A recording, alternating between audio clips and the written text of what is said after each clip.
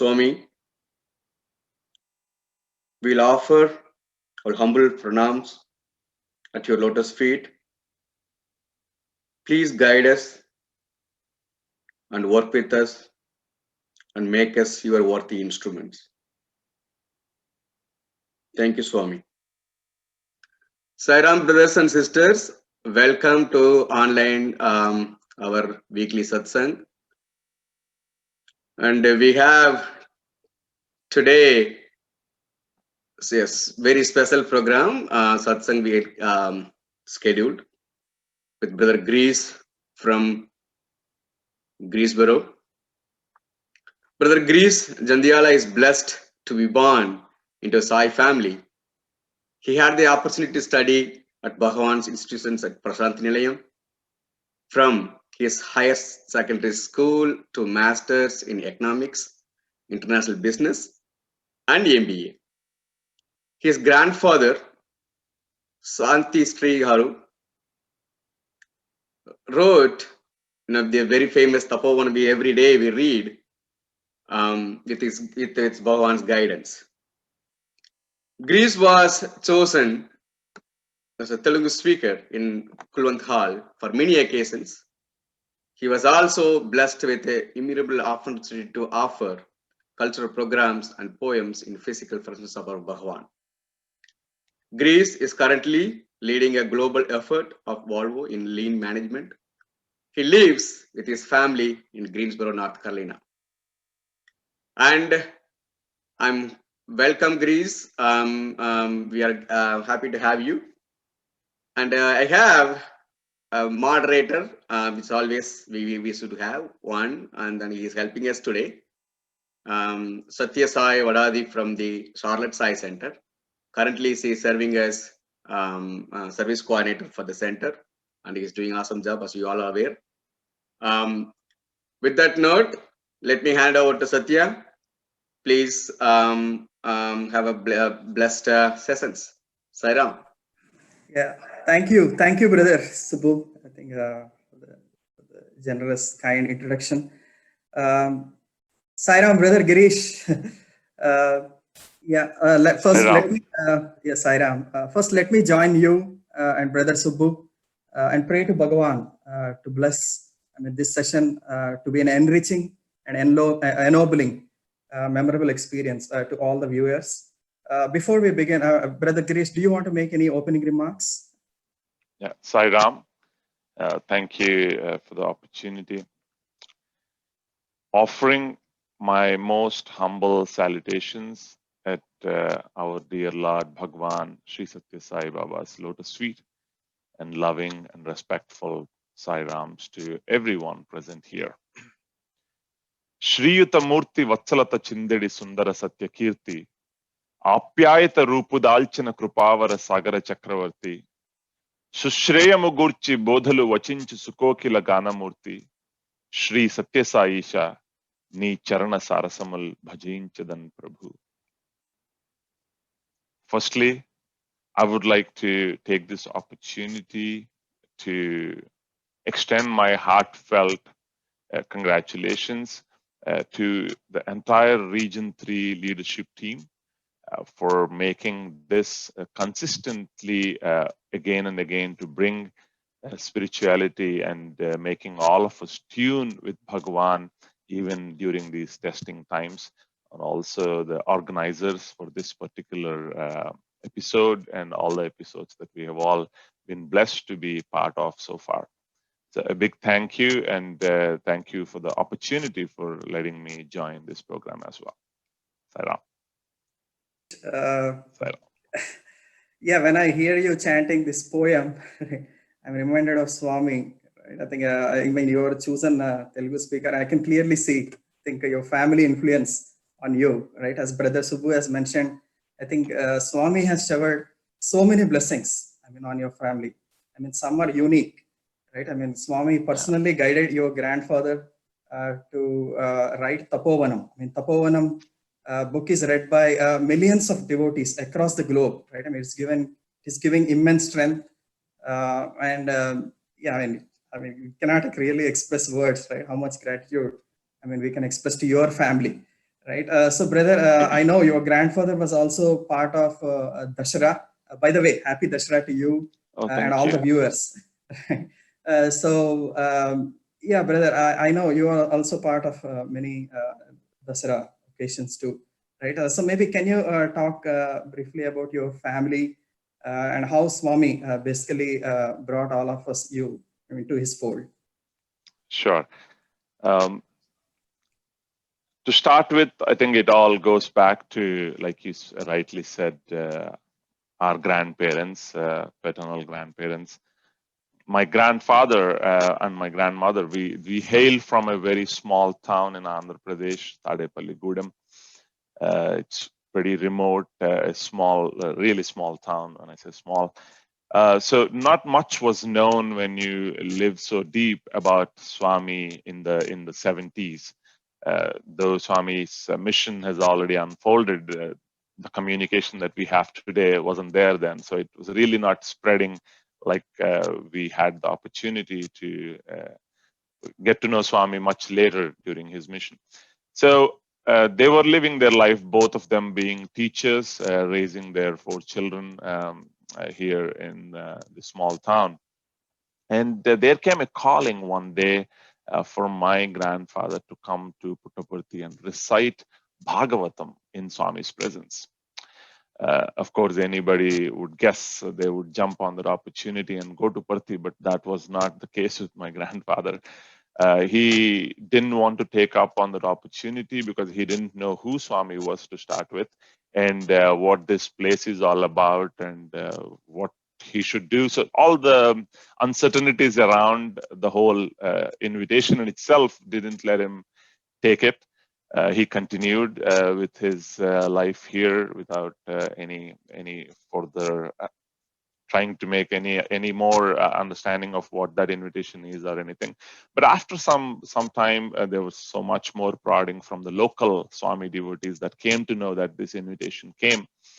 And then he decided, okay, let me give it a try. It seemed to be someone noble that has sent out this invitation. So why not? Let's just at least go and see what's going on there. So they made a trip in the late 70s to go to Prashantanalayam. It was quite a travel those days. Many senior devotees would know.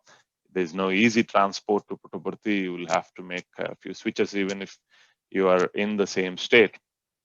So they made this trip, and I think that was the starting point for all of our family. So that trip, he got the opportunity to talk to Swami in his first trip, and I think that was love at first sight for him. He literally felt like he belonged there, and then they came back and made plans, and within a few years they settled down in Prashantanalayam. And life for all of us after that had just been easy introduction to Swami. So we didn't have the dilemma or the struggle or the difficult path to understand Swami in different ways. But that was kind of spoon fed to all of us. So we're all very fortunate and lucky on that front. And also for him, it was always growing up for all of us to start with. We had every vacation of ours was to Prashantanalayam. Every festival of ours was celebrated in Puttaparthi. So, growing up, my sister and I, we were thinking that Swami was actually like many of our uncles and aunts that lived everywhere in the world. Swami also was our relative. He just happened to be popular and have more people that he knows more than my other uncles and aunts, but this was one. That was how fortunate we were to see Swami, to get to talk to him a few times when we visited Prashantanalayam and so on. On that particular note that you mentioned on my grandfather being involved in the Dashara Saptaha Yajna, as Swami used to call it, the homam that Swami used to do for the 1 week in Purnachandra Auditorium, if we recall how Dashara is celebrated in Prashantanalayam. And Swami personally handpicked him to be one of the priests that would join on the stage during the homam. So that was a blessed opportunity that he has had to be involved in that program as well. And most importantly, the book that Swami had guided him to write. I had the opportunity to be a student during that period when my grandfather was writing the book. So I happened to see Swami during close quarters, Swami and my grandfather in close quarters as well, while he was writing the book. He had written many books before. Many of you might know all of them in Telugu. But then this particular one was almost one of his last books. I believe he had written one or two more after this. But the guidance Swami had given him, there was one occasion I remember, for many of you reading Tapovanam as a daily recitation book. This would be probably very interesting to note that there was one day Swami had called. My grandfather and I were having breakfast in the East Prashanti building.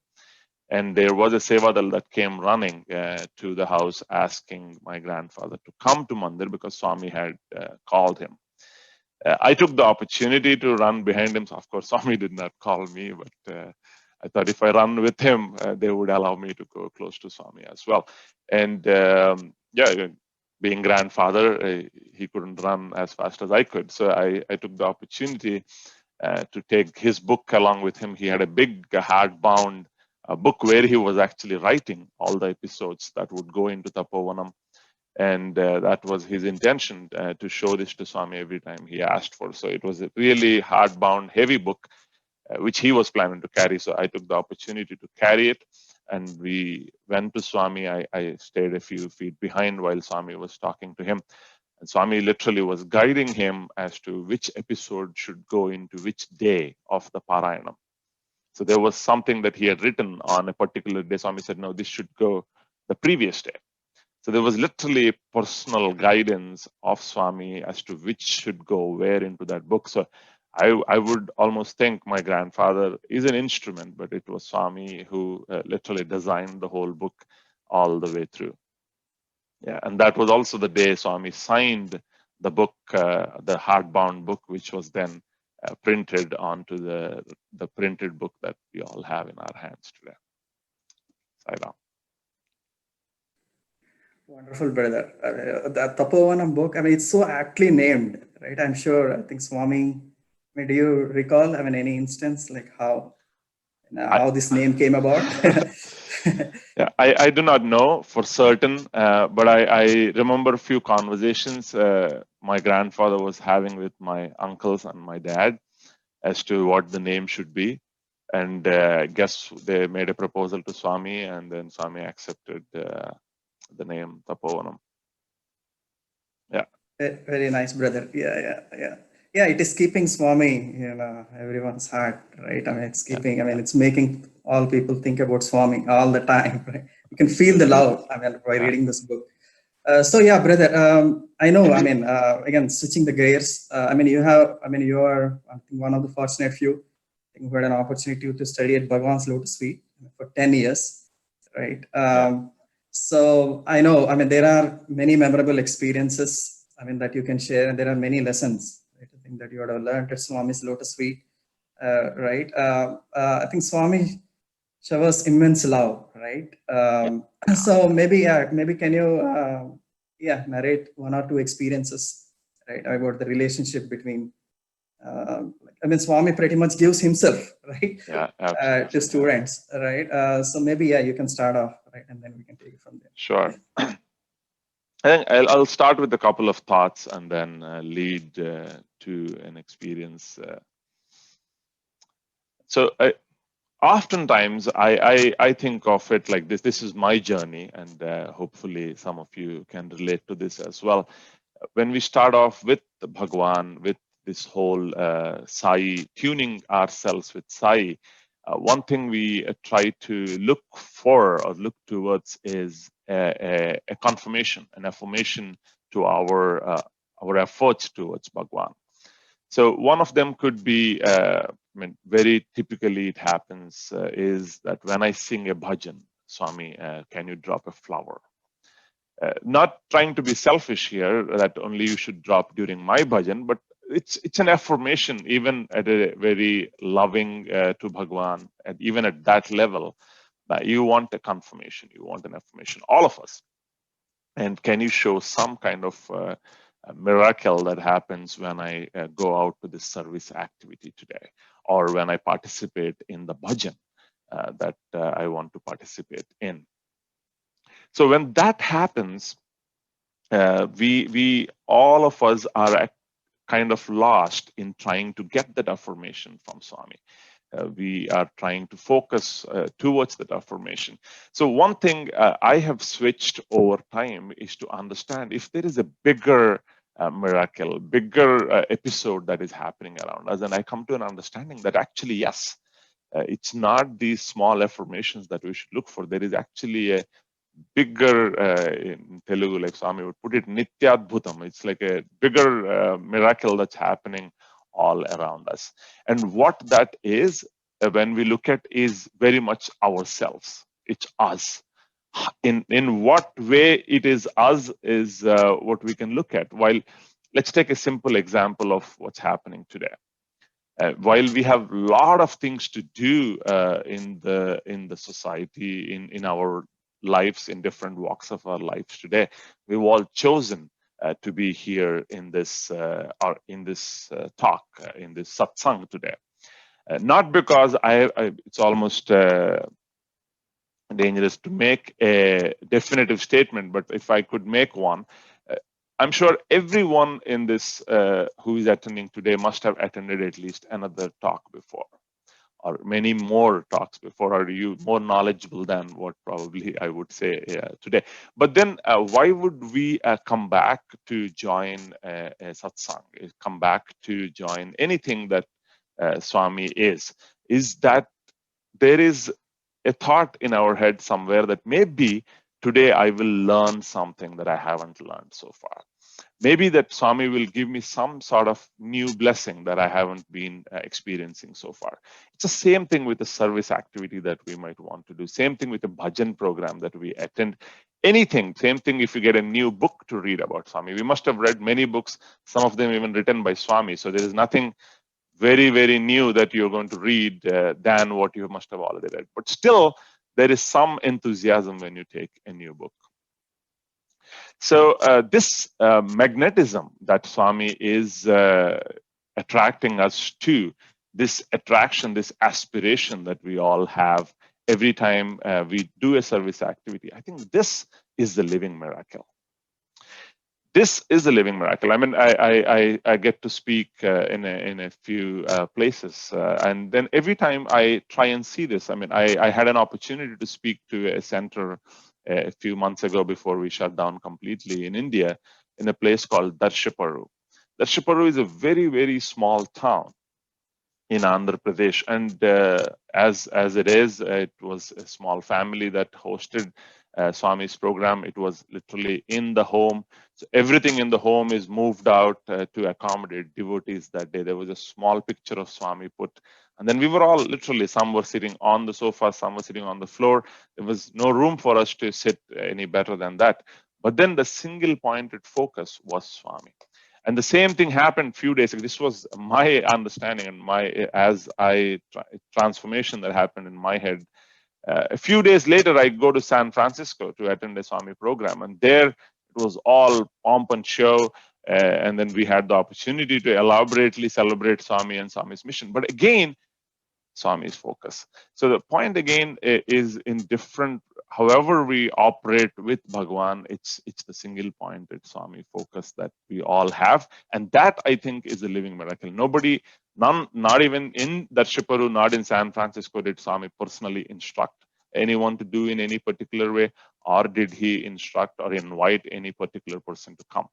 Despite just being in Prashantinilayam for all of his physical life, except for that one trip Swami made to East Africa, he was able to attract the whole world to him, and that the mission is spreading, and that the organization is really all around the world today is a miracle that we all have to keep in mind.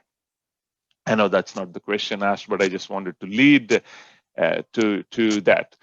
So one particular experience, if I remember, or a lesson that I have learned from Swami is part of the place that we have done with Swami. So there was also a mention of different cultural programs that we put in the introduction. So this was rather a very unique one because of the lesson we have learned through it. And I think that's one thing I carry with me all my life as well. And hopefully that could be one of the takeaways that we could do today if anybody can relate to it and really take it to the next step. Brother Girish, I mean, Swami is Natana Sutradhari, right? I mean, he's the cosmic director of this whole universe. Again, you have been, again, right from his childhood, I think he has scripted many dramas, personally enacted, right? And this continued, I mean, until the university days, right? I think you have been fortunate to be part of some of those plays. Right? Brother, can you share, I mean, any experience? I know there are many lessons that you can learn, right? I mean, through this experience, maybe for the benefit of listeners, could you share? Sure. I'll share one particular one that I remember very fondly for how it all planned out in the play. Like you said, there are many plays that Swami took a lot of interest in.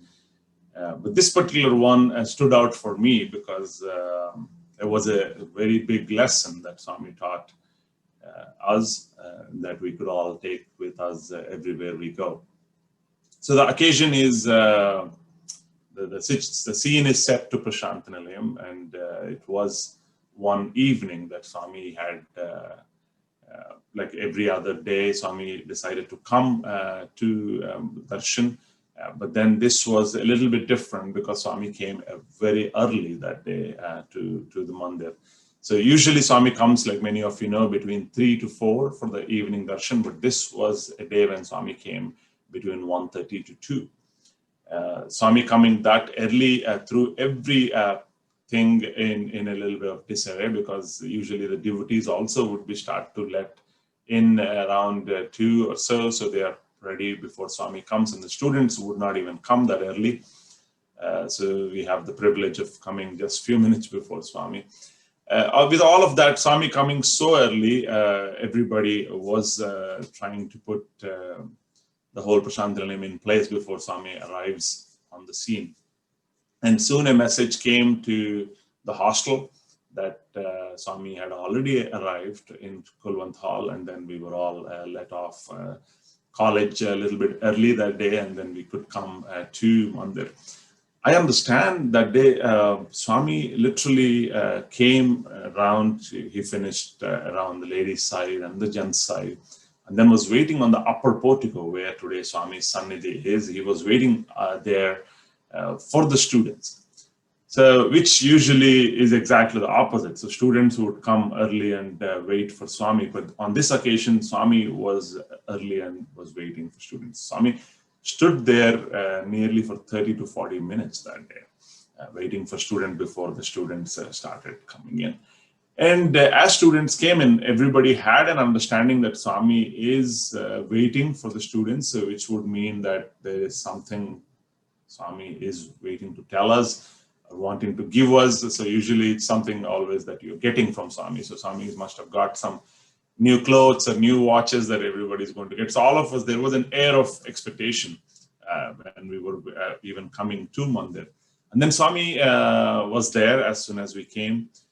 And then Swami walked towards the students as we sat down. There were a few students in the front, and to whom Swami asked, "Can you do a play?" Now, again, talking of plays, you mentioned before, brother. So the plays are a crucial part of Prashantanilayam, of a student's life. There were so many that happened that also is seen as a very big opportunity to be in a play in front of Swami, and that, of course, is the case everywhere. So Swami asking for a play has put everyone in a little bit of confusion, because is it a play that Swami has already directed? Swami has written many plays. Which play is it? Or is just Swami opening it up for us to be creative here? So it was nothing, it was really clear in terms of what exactly Swami wanted that day. And again, play is something that Swami used to direct himself, write the script himself, select the students himself, for a very long period of time. So every year there was just one play in front of Bhagwan. That was what we all know and all have seen. And suddenly Swami has come here, no festival, no special occasion, on a regular weekday evening, Swami wanted a play. But then again, Swami asked for it. Swami who asked, so the students who heard, Swami said, yes, Swami, surely. Even if they were doing it or not, they just promised on behalf of the student group now. And then Swami left after he asked that question. And then there was a lot of confusion, you can imagine, as to how to put this play together, who is acting, what is the story about. And all of that is being discussed. And when it came to our teachers, one of them suggested that, no, it's not practical. We wouldn't be able to do a good job to put a play in front of Swami. So when Swami comes back, we will tell him that, Swami, we know you asked, but we cannot do now. But then there was another group of students that think, no, Swami has asked, so we must do something. Swami also knows that we cannot do the best given the little bit of time, so he would be very kind to our mistakes. So it's okay, let's still do somehow. So there was that two schools going on outside, and Swami would come in another 20-25 minutes. So that's all everybody had in terms of preparation for this play. And Swami comes, sits down and says, okay, let's start the play. And there was no play ready. There was still discussions around what Swami sensed. If we were not ready, Swami said, okay, you need a little more time. I will give it to you. And then he just took another round in the upper portico with the devotees. And that was a little more time for us. So everybody now knows that Swami wants to play. So a little bit of brainstorming happened almost in front of Swami. Swami was going around, and then there was a decision to do a particular play that we planned before to enact in front of Swami, but that didn't happen. So there was a script ready, actors ready, and so on. So everything was set. Because this was all so sudden, there was no chance for us to pre-record or anything. So we would literally hold handheld mics and speak our dialogues. And then that's how it goes. So they were not, we were even planning to how do we hand over mic from one hand to another. It's all of this that we would talk in a small center. We are talking now in front of Bhagwan. So Swami comes back and Swami sits down for the play. And then I was thinking, I had a small role to play, that when Swami comes back, he surely would ask the name of the play or who is in the play or who is the main actor and so on and so forth. And everybody, of course, would know those answers to those questions because everybody who is now involved have these answers. So I was thinking in my mind that if Swami asks a question that nobody has an answer to and only I have an answer to, this is time for me to become the student. So with this in mind, I was thinking of every possible question that could come from Swami in this situation now. And one thing I thought nobody else would have answered. So now I have two things to worry about. One, Swami should ask that question and nobody else should have an answer to. So I thought to myself, what if Swami asks how many students are in the play? Because that was something nobody has a real hang of because everybody is being assembled as we speak. Even last minute, there was an invitation for somebody to come and stand just as a crowd or as a student in the class. So they were literally everybody being pulled as we see them. So I did my own mental counting when Swami came back, and then I got a number in mind. And when Swami came back, he straight asked the first question, how many students are there? I was so happy. But again, I was waiting for everyone else to falter, and then I come on the scene with the answer. So that was my game plan. And then, of course, nobody else had an answer. And then I, along with a few students, got up and said, Swami, 13, 1-3. To which Swami looked straight and he said, bad number, bad boy. And until then, there was excitement in the air. And as Swami said, we thought, okay, Swami called out one boy, which we all know is probably bad. And then we expected Swami to go back and sit on the chair and start to see the play. But Swami did not do that. Swami listened to the answer and he went straight back up to the interview room. Until then, he was so excited to watch the play. He wanted something, and we were all trying to put something together. And now suddenly Swami listened to an answer, and then he is back in the interview room, apparently not so happy.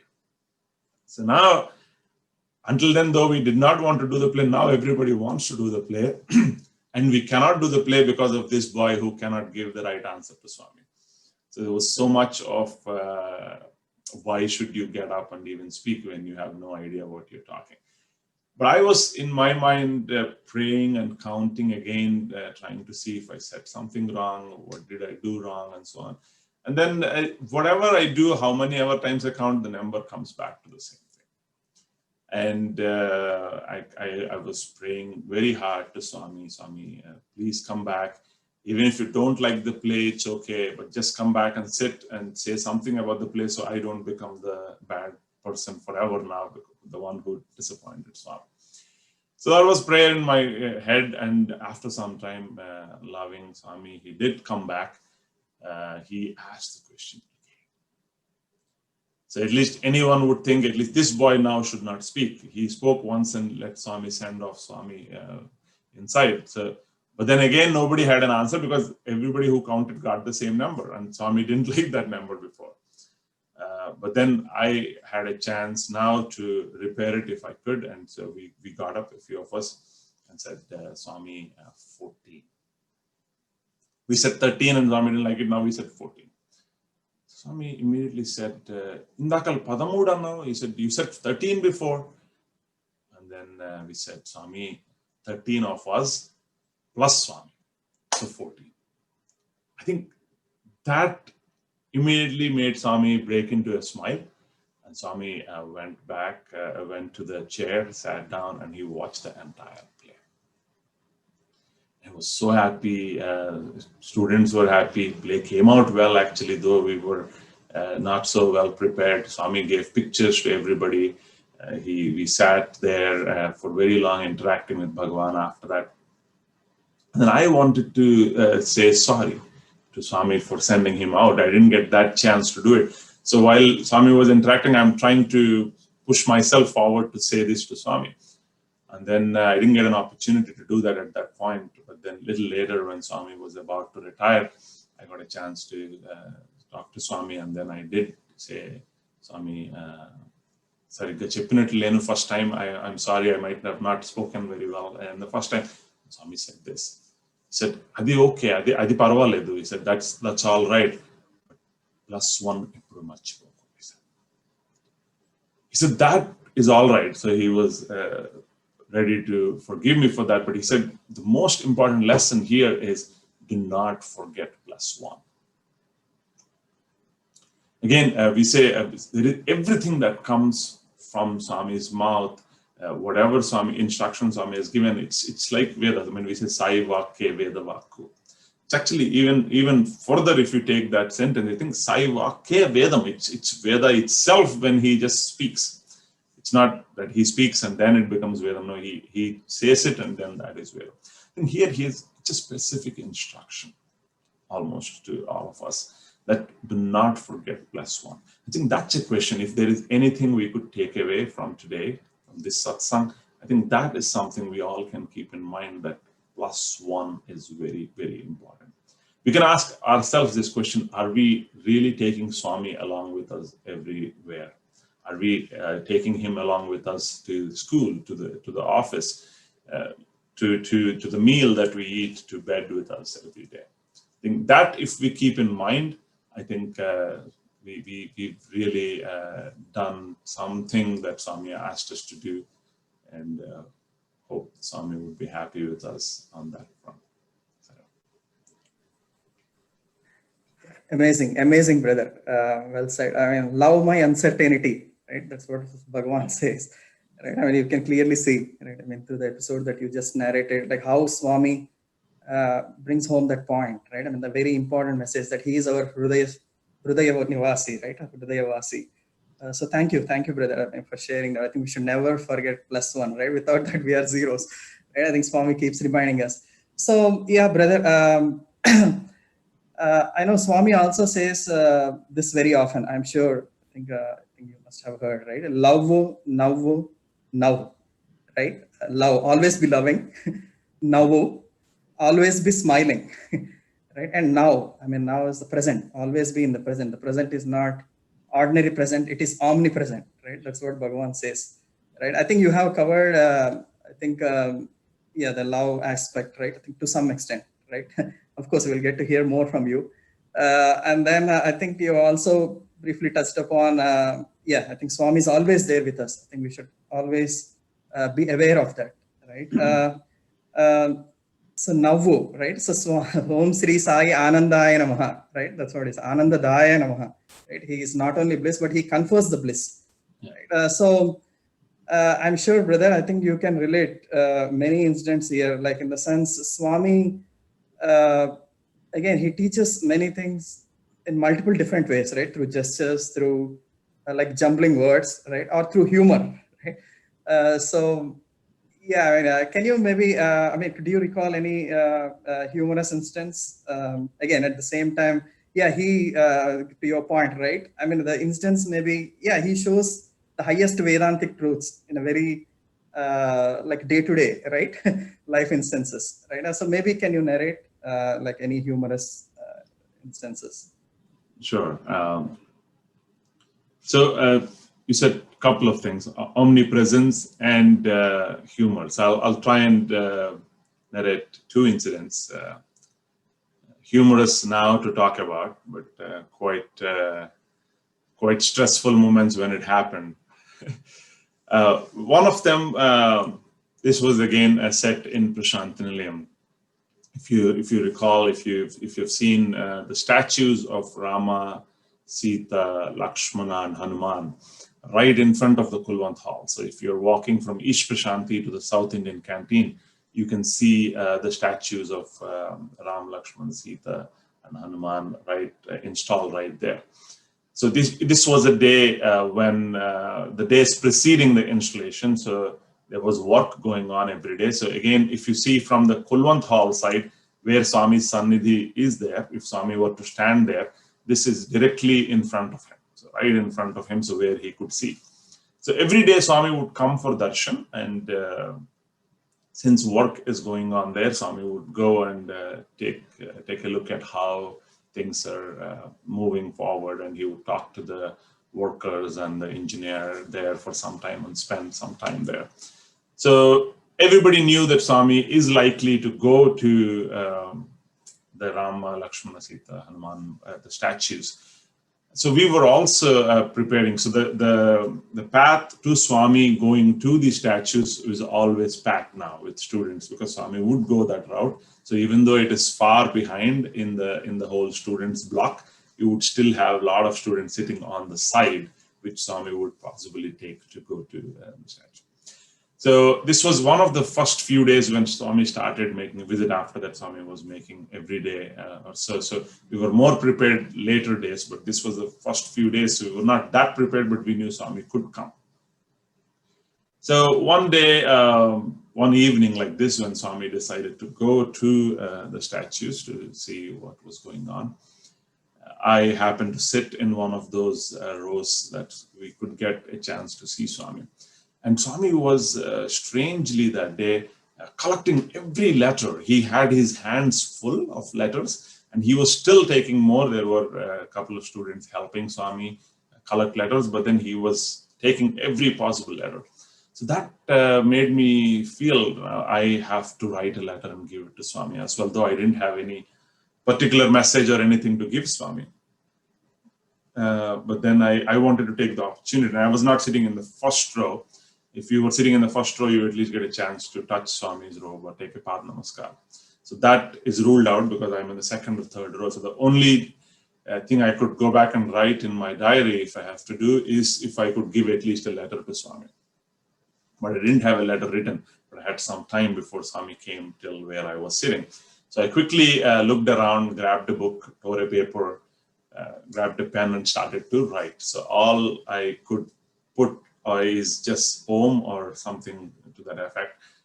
I still couldn't even complete what I started, and Swami already was so close. I could feel the orange coming towards me, and it was not time for me to write anymore, putting my head down. So I folded the letter. Did not want to give Swami because I did not write anything in it. But I somehow wanted to also take an opportunity to do something with Swami that day. So I thought, okay, I will not give the letter, but you can take it if you want, kind of thinking I had. And I held the letter close to me than close to Swami. So I was holding it between my folded hands and then very close to me. And Swami, like I said, he was taking every letter that he stretched out 3 rows asking for the letter from me. So I had to give, and it was almost like Swami is asking and I'm hesitating to give the letter. So I was pulling myself back. You don't want to see this letter. But since he was asking, I stretched my hands forward and gave the letter to Swami. Even as Swami touched the letter, he looked at me and said, "Empty letter, empty head." Everybody laughed out, of course, but nobody else knows what's in the letter. So I made everybody, after Swami left, believe that it was some secret code that we both had. It was nothing to do with the letter and so on. But then again, 2 things here. One, of course, that was not the right thing to do. That was the message I got, but also his omnipresence. So these are tokens of divinity that, again, like Swami said, అవతరించుట అనుటలో అర్థమేమి జనులపై ప్రీతి వాత్సల్య పరతతోడ వారి స్థాయికి దిగి వచ్చి భూమికి జీవ ప్రజ్ఞతో పాటు దైవ ప్రజ్ఞ. He comes down to our level, వారి స్థాయికి దిగి వచ్చి భూమికి, because otherwise we will not be able to relate to him. So he comes down to the level where we operate, but then shows us those sparks of divinity. So we aspire from where the lowly level that we are trying to be to where he wants us to be. I think there is absolute humor. Everybody laughed out so loud, and there was such a lighter moment. But then there was also a spark of omnipresence, spark of divinity that just Swami threw out there for us to take it and move on. There are a few more, but I can share based on the time. Yeah. Sure, brother. Yeah. Swami is love, and love is Swami. I mean, you can see how much he goes forward, right? I mean, how much he gives himself to make the message. I mean, to get the message to our hearts. So yeah, brother, I think there are, as you said, I think there are many memorable experiences, and there are many lessons that you have learned at Bhagwan's Lotus Feet. But there are some, right? I mean, again, Swami blesses all these experiences so that we can progress, right? I mean, we can progress. And of course, I mean, continue to, I mean, basically realize ourselves, right? Which is nothing but himself, right? So, but there are some messages and there are some experiences that continue to ring in our heart, right? Forever and ever, and they change our perspective altogether, right? So, what is, again, for the lack of better term, what is the biggest learning, right? That I can say, I know, I mean, you cannot really pinpoint a particular one, right? But yeah, what immediately, I mean, comes to your mind, right? Again, you've been in this corporate world, right? I mean, the Swami's teachings, again, all these lessons, I'm sure they must be useful to you. I mean, they are useful to us in some way or other, right? To overcome the challenges. So maybe you can elaborate, right? I mean, how, I mean, all these experiences have been helping you, right? And also maybe any learning that you think, right, I mean, has influenced you, right? Have formed shape, like character. I mean, that would be beneficial, I mean, for all of you. Thank you. Sure. I'll take off from where I left before with the earlier play that we were talking about, where Swami said +1 is important.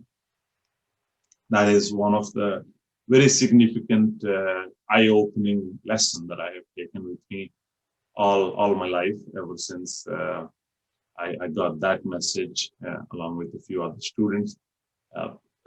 In continuation to that, just when I thought that was the lesson, that was everything, that now I know the code to God, that Swami gives us an opportunity to let us understand ourselves that no, that is not it. You have so much more to learn. So this was another occasion in Prashantanilayam. Again, with the plays, I think we're talking quite a lot about plays today. So this was another play, but luckily we had enough time to prepare, and this was quite elaborate in terms of the play. But quite a daring script that was written by one of the students. I would say daring because I'll just quickly narrate to you the plot, the script as such, and then you would agree with me that it was quite a dynamic story to even think of putting in front of Swami. So this was an occasion, again, a similar time frame, around 2003, 2005, maybe 2006. Swami would, at this period of time, in this little phase of time, Swami would ask for a cultural program or two every day.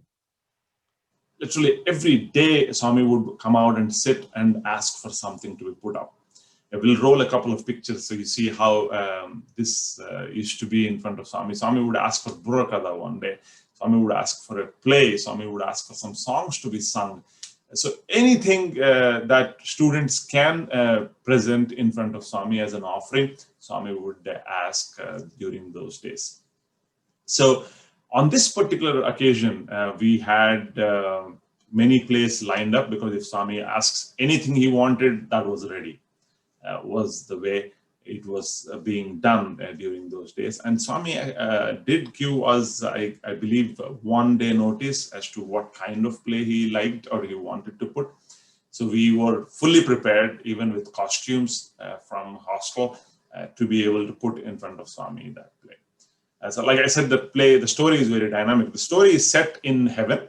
So this is the Hindu mythology setting, how we're all taught that there is a heaven and there are gods in it. And so the story goes, the starting point of the story is Brahma and Mother Saraswati sitting on their lotuses and meditating. And all of a sudden they would hear a thud, and then the lotus under them would vanish. Now imagine you're doing this in front of Swami with fully costumed Lord Brahma and Mother Saraswati, and then this happens. And then they both start having a dialogue with each other where Brahma is quite upset that his lotus is missing. And so is Mother Saraswati. And just when they're thinking what could have happened to their lotuses, who could take them, Mother Saraswati looks out of the window and she has a Meru Parvatam, which is a mountain made of gold. And she looks out of the window and does not find it. She says, not just my lotus, even my mountain is missing, where I spend some time every day. So that in itself was a shocker of a start for many even to listen to as a story. And as that was happening, Lord Brahma would then call Indra, the Lord of Heaven, to come and take in account what's happened and try and fix the issue. And then Lord Indra would come running saying, Brahma, I would understand that you have a problem, but there is a bigger problem than what you have. My entire army of clouds is missing. And then as these three were talking, Lord Yama was passing by and he comes in and he asks what's happening. And then they tell him the whole thing.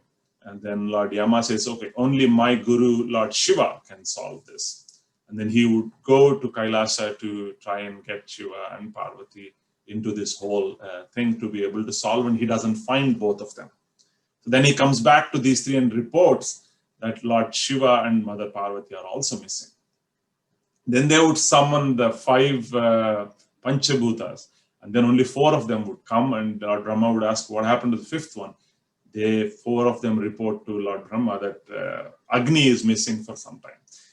Like this, in heaven, in front of Swami, the play was as it is written, everything is missing one after the other, and then Lord Vinayaka is missing, Ganesha, and Hanuman is missing. So it's everything that's happening is a real confusion that we have created now in the play, and we better have a decent climax, otherwise it's going to go completely crazy, especially the way it is built up. So this play, then Swami asked something mythological, or somebody who listened to Swami felt Swami was looking for something mythological. So that was a message, and we got ready with this play. Usually in Parthi, when we do a play, there were many screening levels. So you get to show your teacher, then the warden, then some elders would see it. After it gets cleared in so many levels that you get to present it to Swami. But because of the nature of the frequency of these plays these days that Swami is asking every day, we are trying to, we were able to avoid some of these screenings and actually come directly to Swami. So that was one such opportunity we got to do that. And Swami came, he said, start the play. And the play started. And as expected, all the VIPs that would sit next to Swami were all in a state of shock. So I was sitting in the back watching the play happen because my role would come towards the end. And nobody seemed really excited or happy because they were all watching Swami, and Swami is, okay, what next? And we were not going up in any way, we were going further down slope. And just when this happened, the story would end like this, that the idea that Narada would come and give is, Sage Narada, that we can only pray to Lord Vishnu. Lord Vishnu only should tell us what happened. So Lord Vishnu would then come and have this climax scene, which is supposed to be eye-opening and happy moment, kind of handle all this confusion. And Lord Vishnu, I was chosen to be playing the Lord Vishnu. So I think this is a picture. I was standing behind Ganesha, behind Swami and behind Ganesha. So because we could not, with so much costume on Lord Vishnu, we could not just make him sit inside in the student block and suddenly get up. So he had to come from the back, and a lot of jingles put on me. So even as I moved, there was a lot of sound, and they were all praying to Lord Vishnu. It was my time for entry. I was supposed to come all the way around the students, so I wasn't walking through Swami. But as I started walking, there was so much sound that I was making that everybody, including Swami, turned to see what this sound is all about. So I could not make that long turn, but I actually had to come right through the VIPs and next to Swami and step up.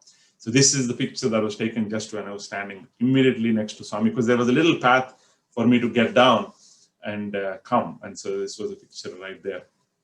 So I stepped from next to Swami and got along with the other characters in the play, and now looking at Swami. So what Lord Vishnu would do in the play is come and narrate what happened with all the missing items in heaven. So the story ends like this so beautifully that Lord Vishnu would then say that I have chosen to take birth in Kali Yuga, in Prashantanilayam, as Bhagavan Shri Satya Sai Baba. The two lotuses that you say are missing are actually, I have chosen them to be my eyes. The Meru Parvatam that is missing, I have chosen it to be my birthmark.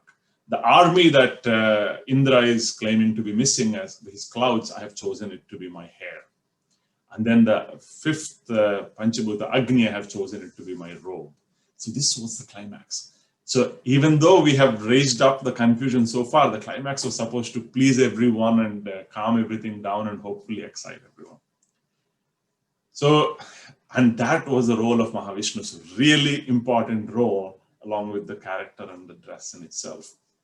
So I've come there, I've practiced it quite a lot, seeing Swami's picture. So somebody gave me an advice, start from the top and then go one by one as you see Swami's picture, and then you can go till the robe. I think that's an easy way to do it. And then you talk of Hanuman on Hillview Stadium and then Ganesha in front of the Prashantanilayam Mandir. That's how, these are all not missing, these are all just come to Prashant. Not a problem. By then I thought I was a seasoned actor. I knew exactly what to do. I planned, watched every Swami's picture. If Swami was looking from this angle, how would I say it? This angle, how would I say it? So all angle pictures of Swami I have practiced in front of, so I'm fully ready with my dialogues. And as I saw Swami for real, and Swami was eagerly seeing what this blue costume guy is coming to say. So I am literally 2 to 3 feet away from Swami now as I was making my presentation.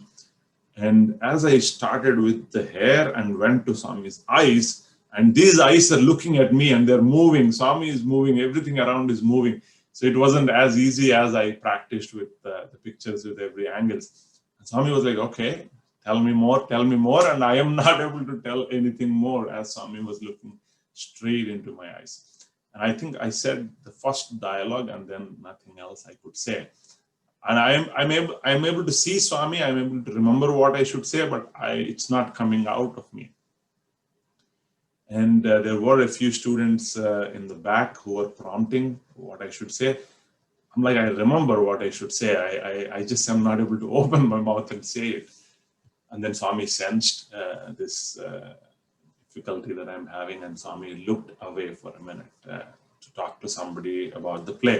And that kind of eased me a bit, and I quickly finished the rest. And then everybody clapped, and Swami seemed happy. He gave us a lot of pictures. But I had this desire to go back to Swami and apologize because I could not fluently complete my presentation. And then just spark this story here, and I actually want to tell you something that happened before. So as we were preparing for the play, I had this desire to present, like every student has, every one of us have, in every opportunity we get to give our best to Swami. So I had this idea to try and give my best, my 100%, because this is a big role for me. I never was Lord Krishna or Lord Vishnu with all the color and all the costume in front of Swami. So let me give my best and impress Swami in every way was the thought I had when I was chosen for this role. So I wanted to then do my best. So when you want to play a role, you want to see somebody who is like real. Like we always see actors who have gone to different places to learn and understand their story so they can really live their life when they're acting and so on. So I want to do something similar, but Lord Vishnu was not easy to go around and somewhere and practice and come. So I was thinking, where could I learn the personality, the hand gestures and everything, how we move, how we talk of Mahavishnu.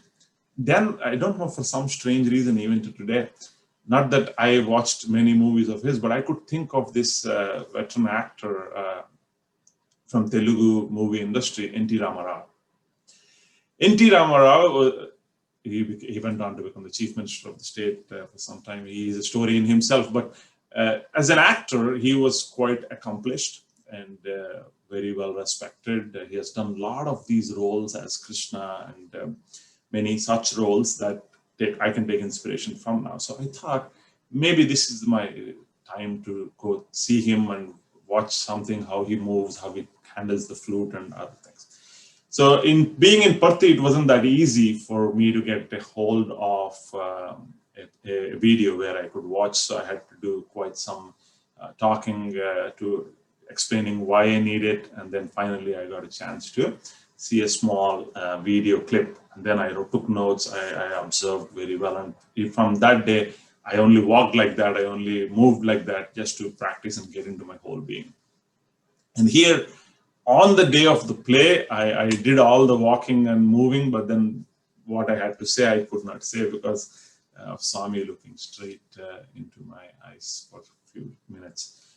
So this was what happened so far. And then I wanted to, but I forgot about all of it because I was now in the play, and I wanted to tell Swami when Swami was giving us all pictures.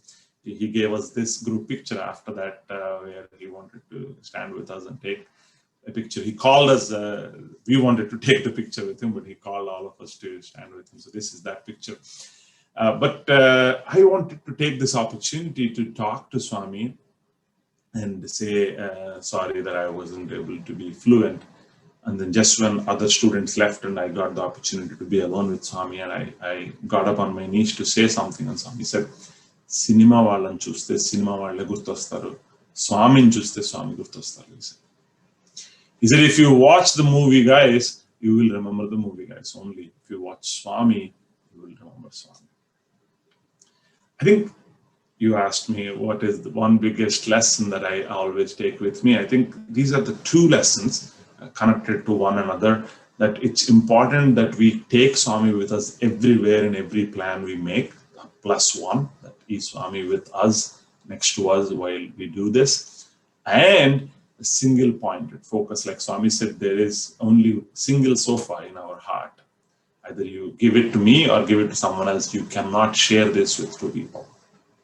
Swami said, this was done clearly in mind to impress Swami, to be with Swami, to get his, to make him happy and everything. So +1 was observed, but what was not observed was the single pointed focus of having Swami in it. So I'm playing this play, making this presentation to Sri Mahavishnu in front of him, but then that did not strike. That is what we could learn as body language, but I had to go to somebody else to try and pick it up. So one single pointed focus on Swami in everything we do, and plus one, I think, are the two biggest learnings that I take with me everywhere I go. Amazing, brother. Yeah, you took us, you took all of us, right? All the viewers to Prashant Nilayam, to the green room, to the Purna Chandra Hall. Right? I mean, you can clearly, I mean, I can imagine, right? I mean, all those instances, I mean, that you have gone through, right? I mean, clearly, I think the biggest lesson I think that you have mentioned is, yeah, we should always have Swami, right, as our point of focus. I mean, all the work, whatever we do, we should offer it to him. So yeah, brother, before we conclude, do you have any closing remarks you want to make? I'll just say one small episode and wrap up, and then tell me how we close it. So, very small incident. I'll take a minute or two. This happened in Vrindavan. And Swami, we all know, comes to Vrindavan every year during the months of April, May, June. Very hot in Prashant Nilayam, so he spends time here, so devotees get to be with Swami in Vrindavan and not in Prashant Nilayam. So on this occasion, there was one particular boy that wanted to have Swami's darshan. He newly joined from outside to Vrindavan College, so this was one of his first few times that he would interact or see Swami. So he was very excited that Swami was coming to Vrindavan. So Swami came now, and the boy wanted to be fully ready to see Swami. But from the last few days before Swami came, the boy had been infected with conjunctivitis, so the red eye. So as it's very contagious, the teachers told him that you cannot come anywhere outside, which means you cannot see Swami until you are fully cured. So he was completely heartbroken. He said, this is what I was waiting for, and now I'm not able to do this. So he had an opportunity to see Swami from the window. When Swami came in his car, he couldn't see Swami very well, but he saw all his friends, all his students who were walking with Swami and running with Swami. So he really wanted to do it, but he could not do it. This was at 2 o'clock in the afternoon when Swami came, and then 5, Swami would come again for actual darshan. So between 2 and 5, he felt very sleepy, and when he woke up around 4, he saw himself in the mirror. The red eye was completely gone. He looked very clean in his eye, and he had looked like perfect eye. He didn't have any of this problem anymore. So he quickly called the medical staff, the few brothers that were helping him, and they said, you seem clean. And then they showed a teacher who was in charge of the dispensary in the hostel. He said, yeah, this looks all right. You are good to go. So he had a quick shower, went to Mandir. Swami sat there for some time at a distance, so we couldn't see him very well. But it looked like he had some uneasiness even as he was sitting. And then Swami said, go get prasadam. So there were many students that ran to get the prasadam bowls from Mandir, and then they could distribute to the devotees. And this boy got an opportunity to go. And then he picked up one of the bowls, and just as he was running to come out, he wanted to also thank Swami for curing him. And when he went very close to Bhagwan, he saw Bhagwan's eyes very red. So he understood quickly what happened, and then he left the bowl, started crying for Swami to take his ailment and make him feel better. And then Swami blessed him thoroughly and gave him vibhuti and so on. That is a story in itself. But the point here is, yes, of course, Swami can cure. It's no doubt for any of us. If we have come this far into the organization, we very well know that Swami can cure our headache, our eye pain, our back pain. But this is not what Swami has come for. I think that is what I want to conclude my talk with today, that yes, Swami can cure our backache. Swami can cure all our small problems that we have. And Swami said himself that I have no other job but to keep you happy. If you have surrendered yourself to me, and I will keep doing this. But this is not what Swami has come to do. Again, జీవ ప్రజ్ఞతో పాటు దైవ ప్రజ్ఞ వారి స్థాయికి దిగి వచ్చి he comes down to our level, make us feel akin. But if you treat him just like any one of us who can cure, who can help each other, that is what he will become. Dust you think, dust you become, God you think, God you become, Swami said. So let's ask Swami what he has actually come to give us. Let's all pray to Swami that he remains our single-pointed focus. And once again, I thank the Region 3 leadership team and the organizers of this program. Big thank you for the opportunity that you are giving all of us to be in tune with Swami every time. Thank you so much, Brother Satyaraj. Yeah. Thank you, Brother Girish. I mean, really loved listening to all your experiences. Again, I think you have rightly said. I think Swami has come down, right? I mean, to give himself. Basically, that is what we should ask for himself, like as you said. So, again, I know Swami's love is love of 1,000 mothers. Again, that is just a understatement, right? I would say you cannot really fit everything into one single hour, right? But I think you captured a lot of important things, right? So maybe let me turn over to Brother Subbu. I think he will be providing vote of thanks. Thank you again, Sairam. Thank you, Sairam. Awesome, brother. Thank you so much. I know time went like this, I know when we talk about Bhagavan's experience, where no one get tired and they want to keep on hearing, which is the one Amritam is given to us. We never even miss that opportunity. And thank you so much, Satya. You nicely took the whole first segment into nicely, and agrees as usual. You are a hero always. In our region. Thank you so much for giving your time on our early morning, of course, on weekend. And thank you again. With that note, we are finishing the first segment. We are going to the second segment, which is the devotional singing sessions. Before that, I would like to have a couple of announcements. Just make sure that you're all aware. The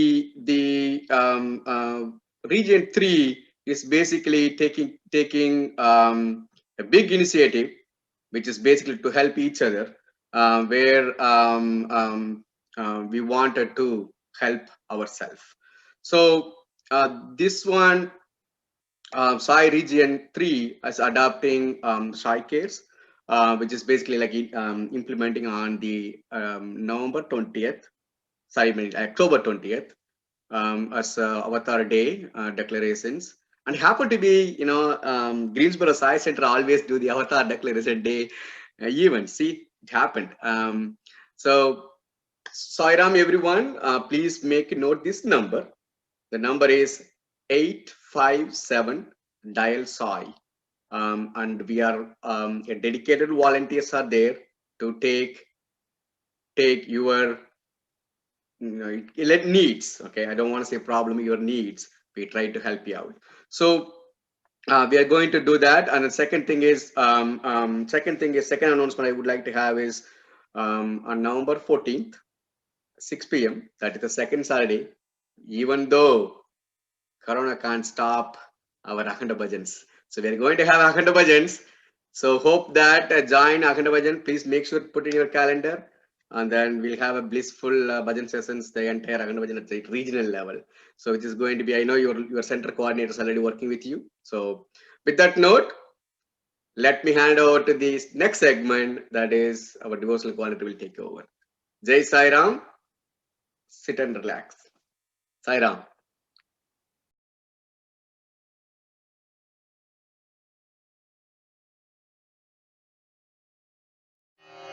ॐ साईश्वराय विद्महे सत्यदेवाय धीमहि तन्नः सर्वप्रचोदयात्। ॐ साईश्वराय विद्महे सत्यदेवाय धीमहि तन्नः सर्वप्रचोदयात्। ॐ साईश्वराय विद्महे सत्यदेवाय धीमहि तन्नः सर्वः प्रचोदयात्। ॐ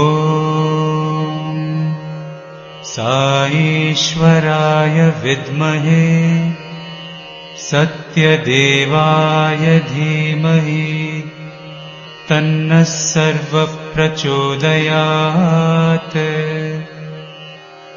ॐ साईश्वराय विद्महे सत्यदेवाय धीमहि तन्नः सर्वः प्रचोदयात्।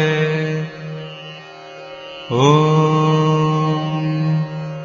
साईश्वराय विद्महे सत्यदेवाय धीमहि तन्नः सर्वः प्रचोदयात्।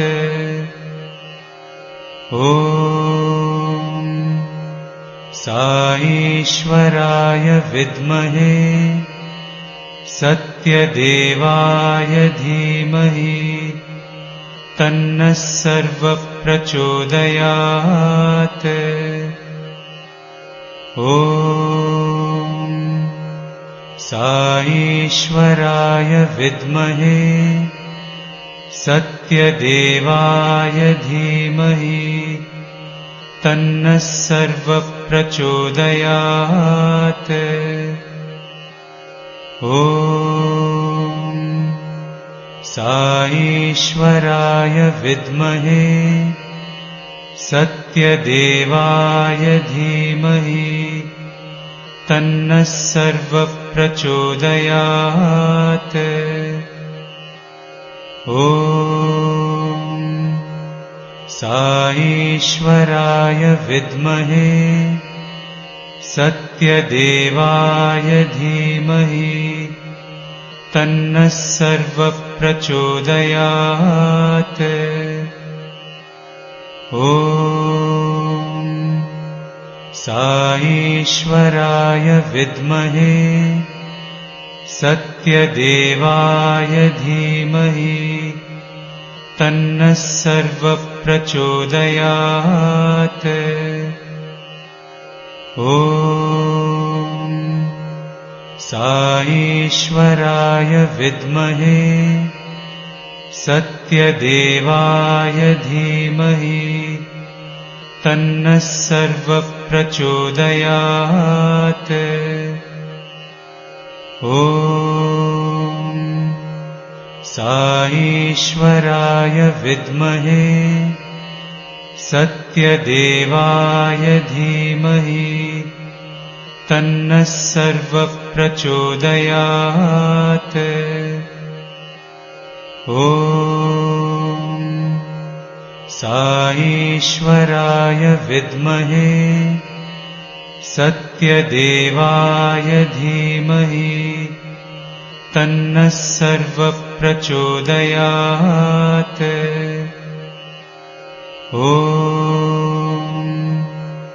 साईश्वराय विद्महे सत्यदेवाय धीमहि तन्नः सर्वः प्रचोदयात्।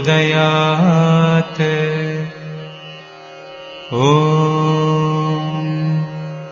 साईश्वराय विद्महे सत्यदेवाय धीमहि तन्नः सर्वः प्रचोदयात्।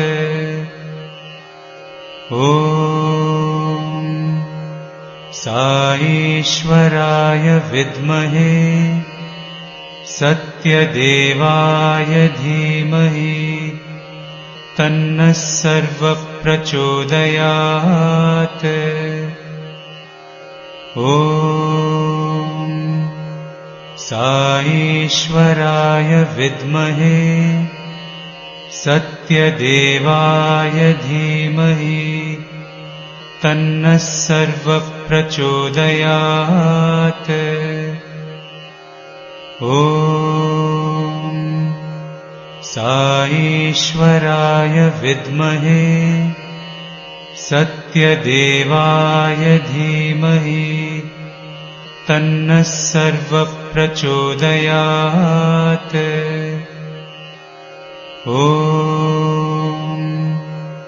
साईश्वराय विद्महे सत्यदेवाय धीमहि तन्नः सर्वः प्रचोदयात्। ॐ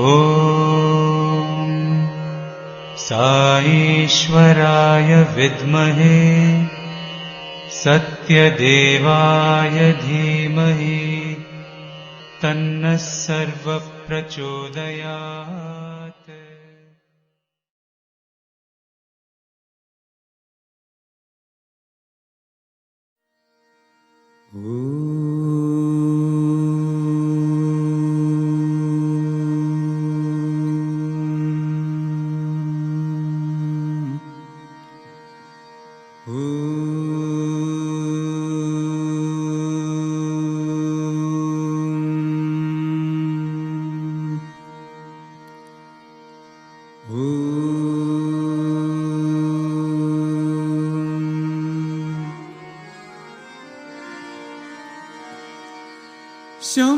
शम्भुकुमारा गौरीतनया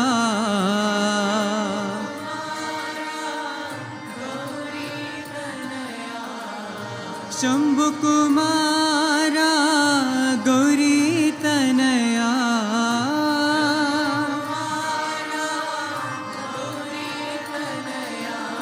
गजानना सदया जय जय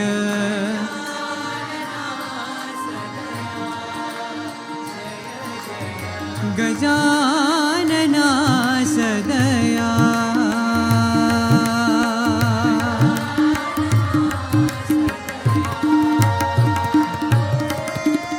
वरद गणेशा दुरित विनाशा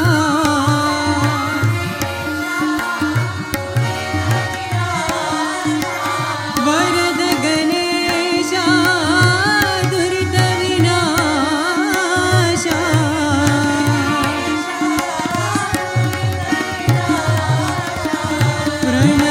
प्रणवाकारा नाथा सदया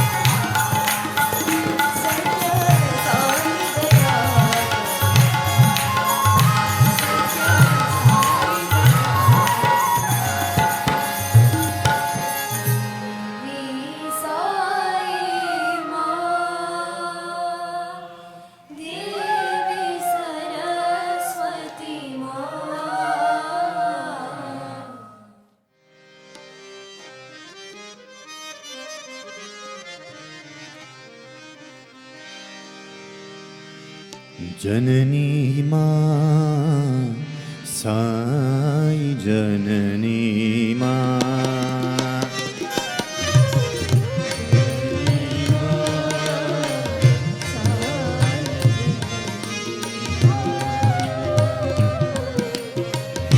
जननी मां साई जननी मां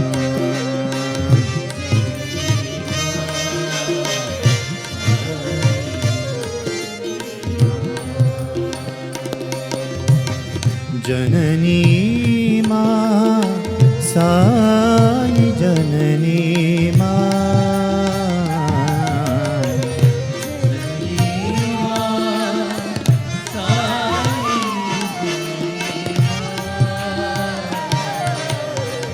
जननी मां साई जननी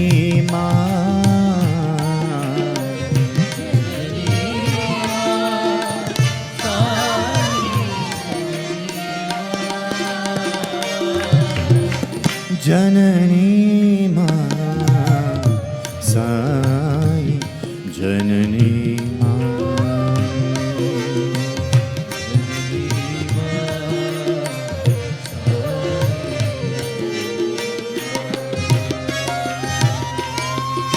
प्रेम वाहिनी मां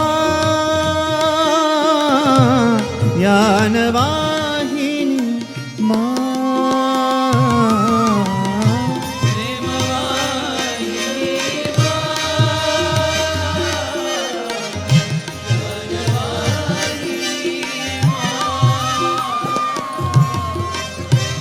धर्म वाहिनी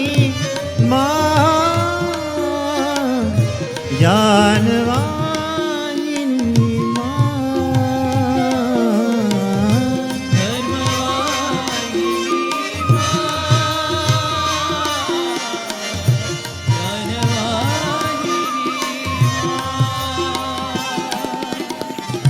प्रशांति वाहिनी चिर सुखदायिनी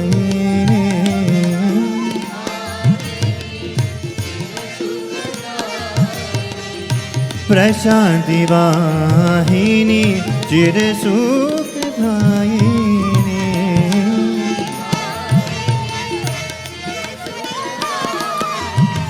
जय जय साई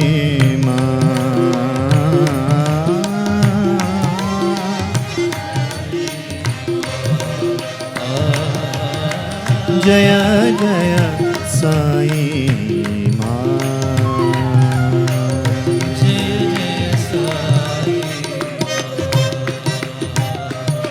जननी मां साई जननी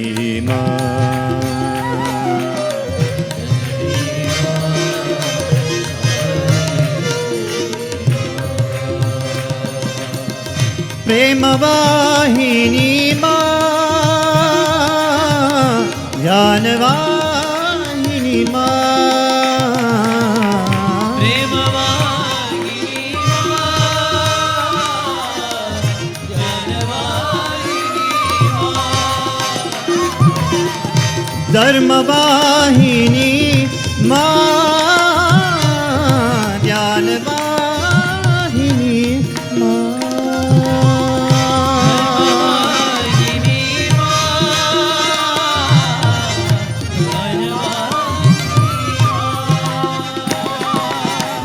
प्रशांति वाहिनी चिर सुखदायिनी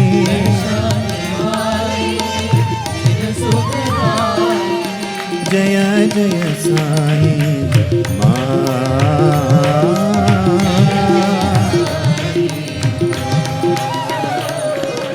जय जय साई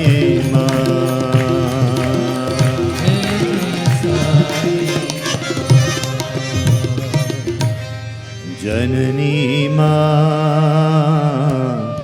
साई जननी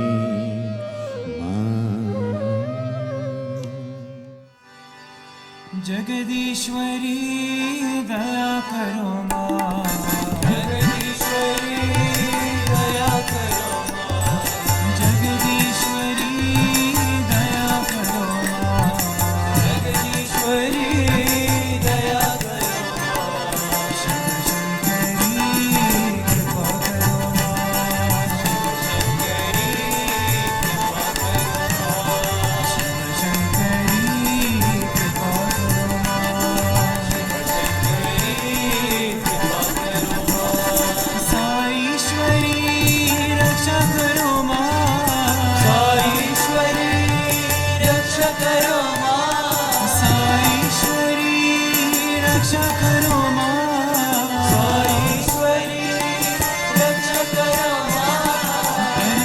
भरतीश्वरी भला करो माँ, भरतीश्वरी भला करो माँ, भरतीश्वरी भला करो माँ, भरतीश्वरी भला करो माँ, शंकरी कृपा करो माँ,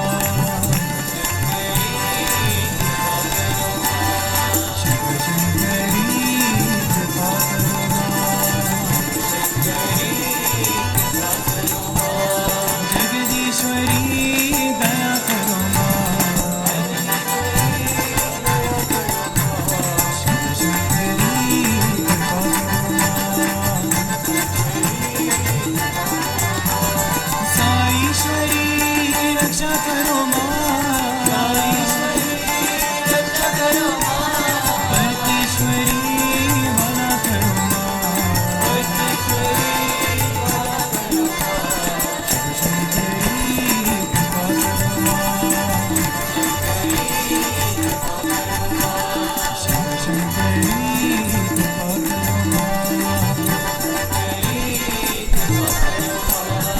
जगदीश्वरी दया करो दुर्गे दुर्गे देवी दुर्गति नाशिनी,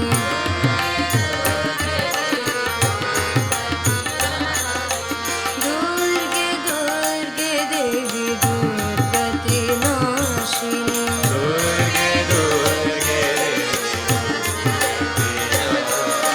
काली काली महाकाली कपालिनी,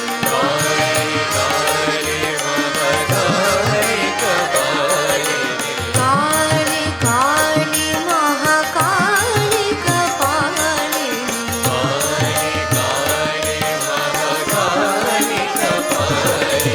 दुर्गे दुर्गे देवी दुर्गति नाशिनी,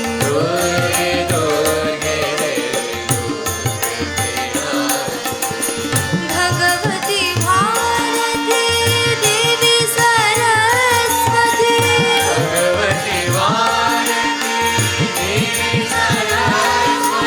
भगवती भारती देवी सरस्वती,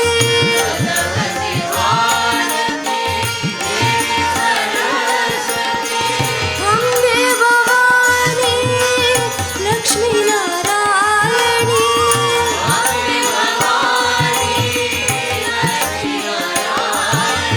अम्बे भवानी लक्ष्मी नारायणी,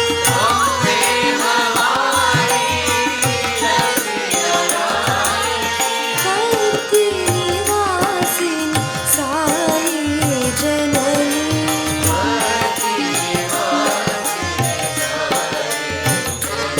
भक्ति निवासिनी साई जननी,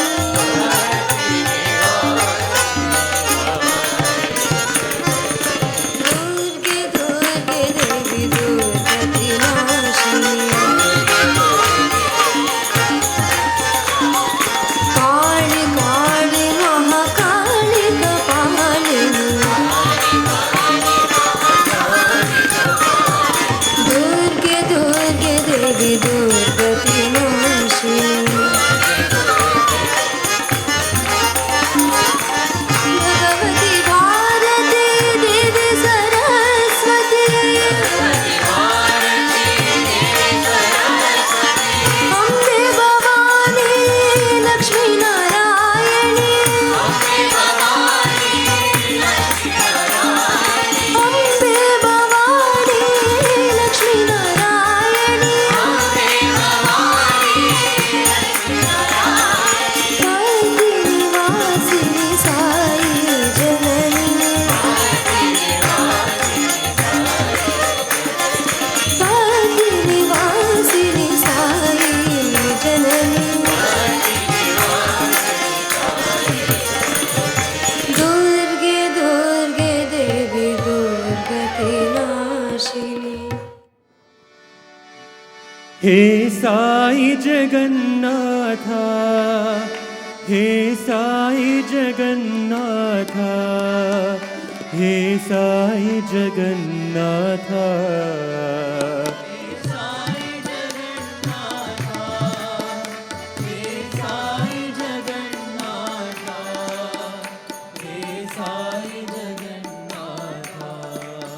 हे साई जगन्नाथ हे साई जगन्नाथ हे साई जगन्नाथ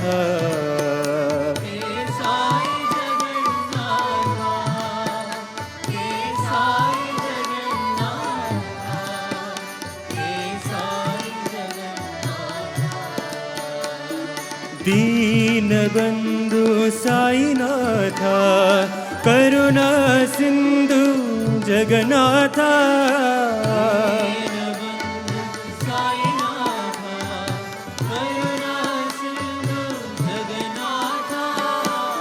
दीनबंधु साईनाथ करुणा सिंधु जगन्नाथ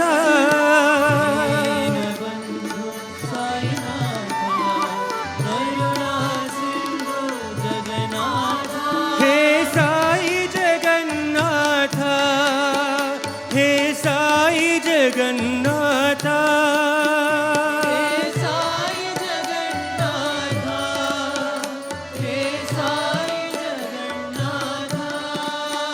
हे साई जगन्नाथ हे साई जगन्नाथ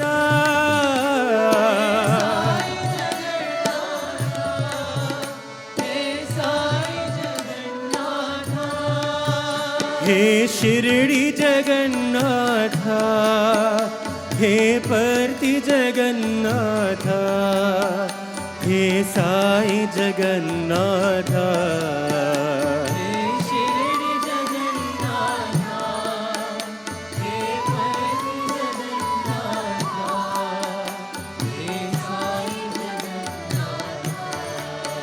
हे शिरडी जगन्नाथ हे परती जगन्नाथ हे साई जगन्नाथ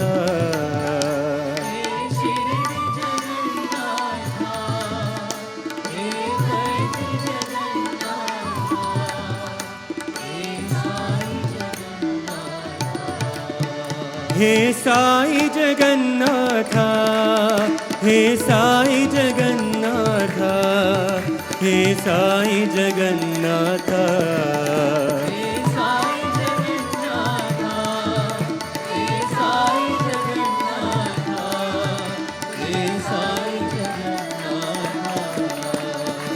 दीनबंधु साईनाथ करुणा सिंधु जगन्नाथ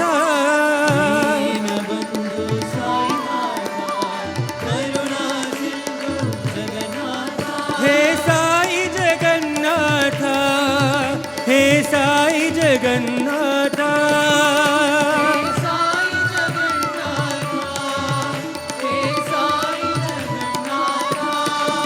हे शिरडी जगन्नाथ हे परती जगन्नाथ हे साई जगन्नाथ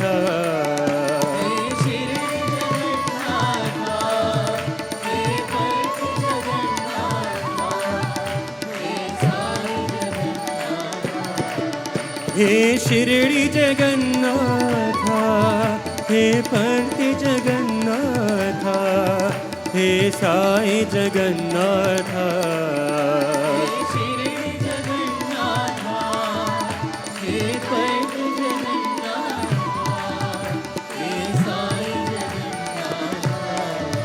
हे साई जगन्नाथ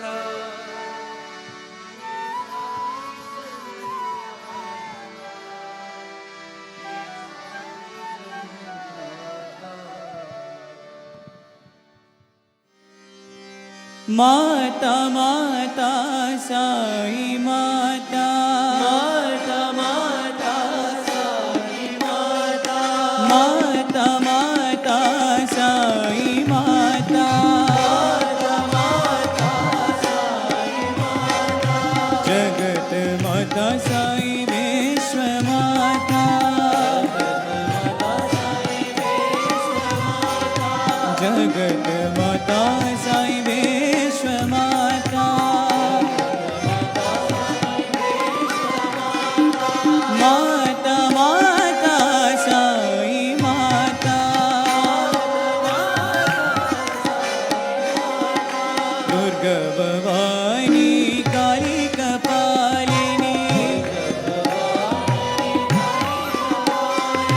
दुर्गा भवानी काली कपालिनी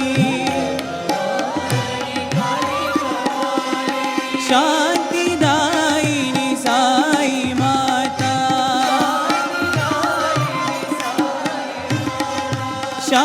शांतिदायिनी साई माता माता माता साई माता जगत माता साई विश्व माता माता माता साई माता दुर्गा भवानी काली कपालिनी शांतिदायिनी साई माता शांतिदायिनी साई माता माता माता साई माता दुर्गे दुर्गे दुर्गे जय जय मां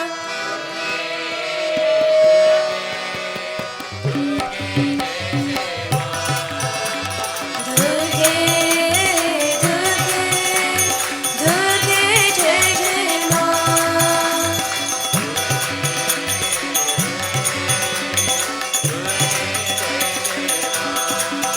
दुर्गे दुर्गे दुर्गे साई मां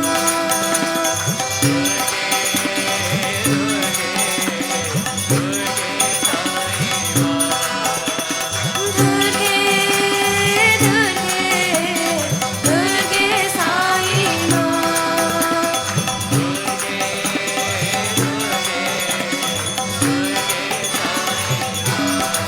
करुणा सागरी मां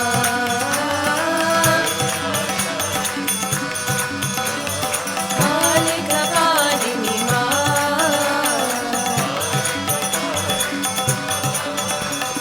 करुणा सागरी मां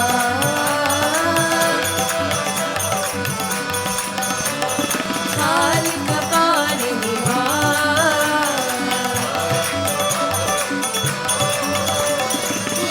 जगदाधारिणी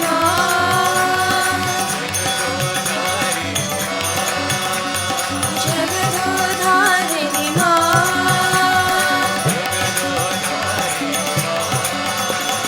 दुर्गे जय जय मां अम्बा दुर्गे साई मां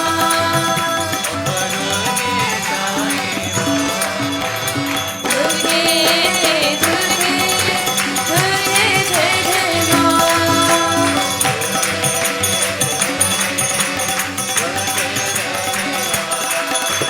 दुर्गे दुर्गे दुर्गे साई मां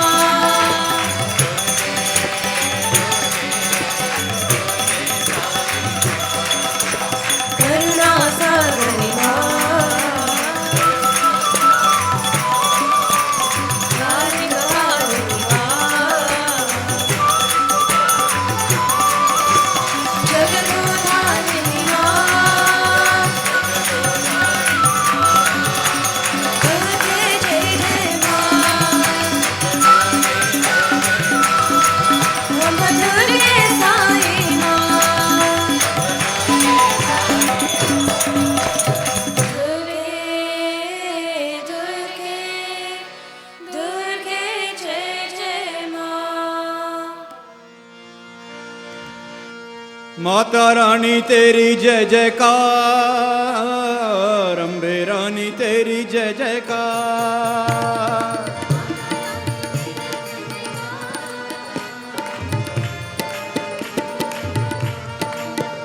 बोलो माता रानी तेरी जय जयकार अम्बे रानी तेरी जय जयकार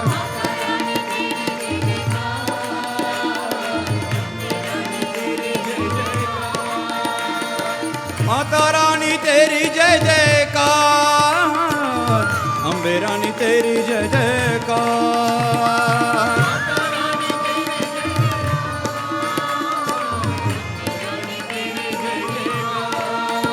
हे माता रानी तेरी जय जयकार, अम्बे रानी तेरी जय जयकार।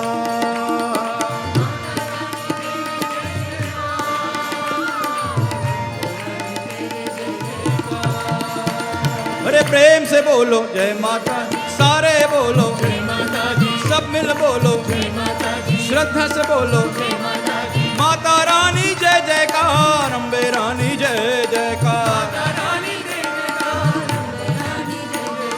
माता रानी जय जयकार, अम्बे रानी जय जयकार। माता रानी तेरी जय जयकार, अम्बे रानी तेरी जय जयकार।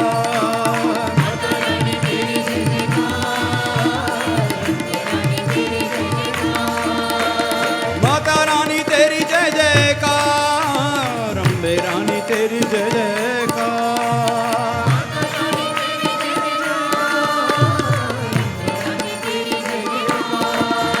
अरे प्रेम से बोलो सारे बोलो, सब मिल बोलो, जोर से बोलो। माता रानी जय जयकार, अम्बे रानी जय जयकार। माता रानी जय जयकार, अम्बे रानी जय जयकार। माता रानी तेरी जय जयकार, अम्बे रानी तेरी जय जयकार।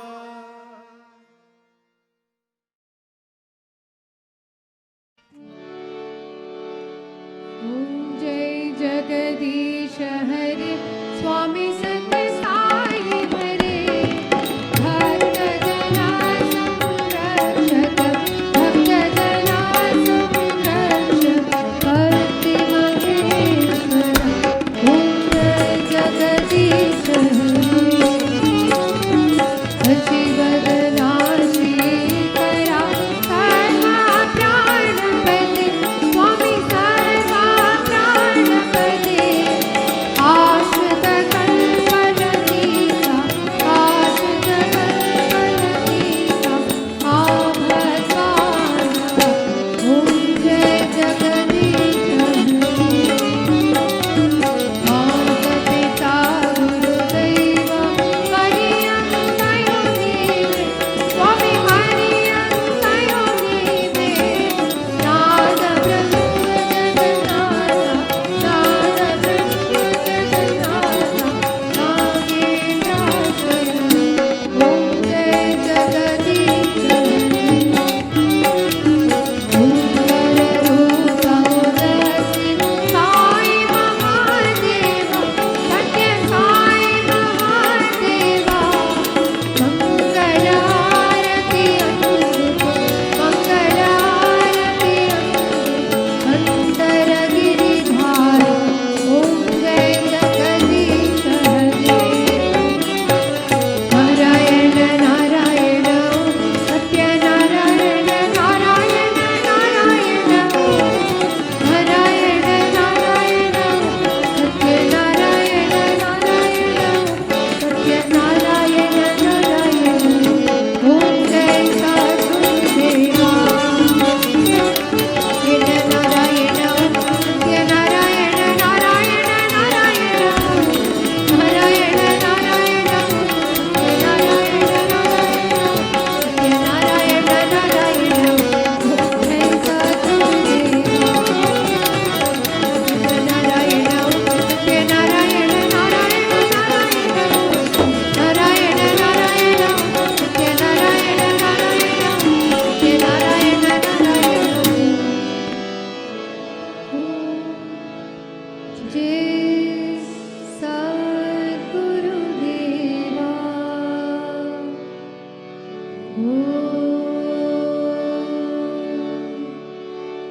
शांति शांति शांति। समस्त लोका सुखिनो भवन्तु। समस्तलोका सुखिनो भवन्तु समस्तलोका सुखिनो भवन्तु ॐ शान्ति शान्ति शान्तिः Sairam, thought for the week. There are many noble souls who are setting ideals to society by translating their knowledge into action. If you do not act in a principled manner, all your education becomes useless. It is what you practice that matters, not what you speak. Wherever you may go, your behavior should be exemplary. That is what pleases me. True education is that which originates from the heart. Heart is very important for human existence. When a child is born, the first thing that people observe is the heartbeat. You should rely more on your spiritual heart than on your physical heart. Conscience is another name for spiritual heart. Keep your heart pure. That should be your main endeavor. Whatever is done with love and purity of heart will confer bliss on you. First of all, one should understand the principle of unity.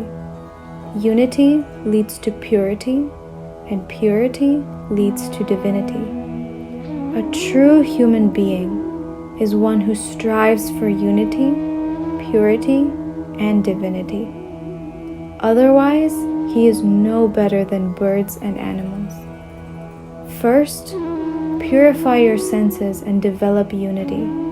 Consider all as your brothers and sisters and live in harmony. Divine Discourse on August 17th, 2005.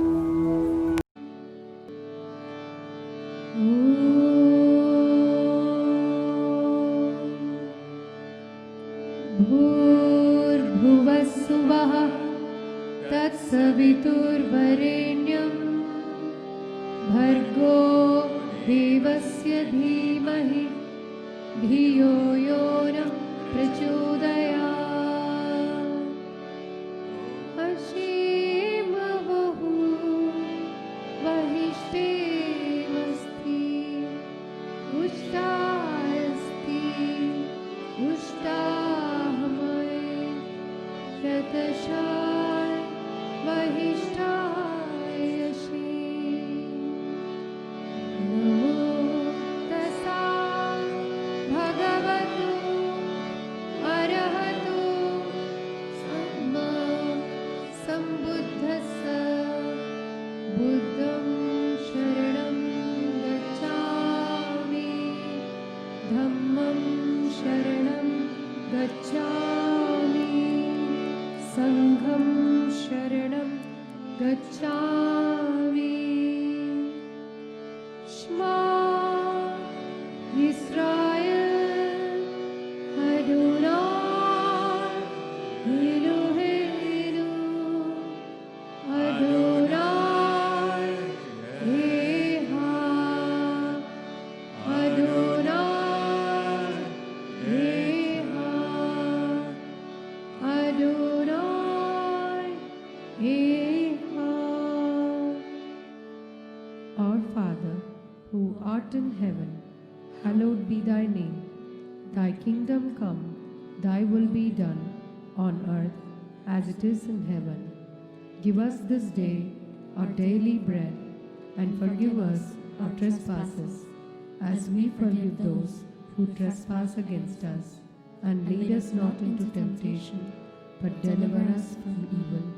For thine is the kingdom, and the power, and the glory, forever and ever. Amen.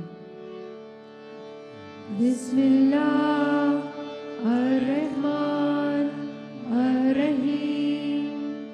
Bismillah ar-Rahman ar-Rahim. Bismillah ar-Rahman ar-Rahim. La ilaha illallah, Allah, Allah. La ilaha illallah, Allah, Allah. La ilaha illallah, Allah, Allah. La ilaha illallah, Allah, Allah.